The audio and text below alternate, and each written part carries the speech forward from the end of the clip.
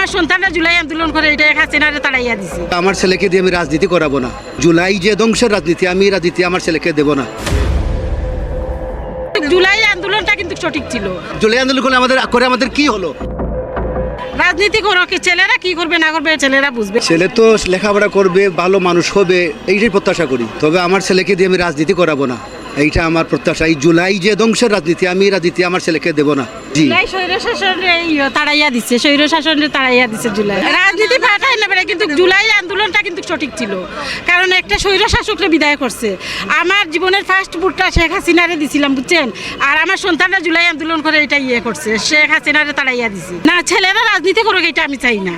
রাজনীতি করো, কি ছেলেরা কি করবে না করবে এটা ছেলেদের ছেলেরা বুঝবে, কারণ ছেলেরা বড় হবে, এদের বয়স হইব, এরা কি করবে না করবে এরা বুঝবে, এরা কি করবে, কোনটা গেলে কোন দিক দিয়ে গেলে ভালো হবে, কোন দিক দিয়ে গেলে খারাপ হবে, বুঝছেন। কিন্তু এই জুলাই আন্দোলনটা ঠিক আছে, কিন্তু দেশের সংকট, কারেন্টের সংকট, সারের সংকট, জুলাই আন্দোলন করে আমাদের কি হলো? জুলাই আন্দোলন করে আমাদের কি লাভ হলো? প্রথমে ইলেকট্রিক নাই, তেল নাই।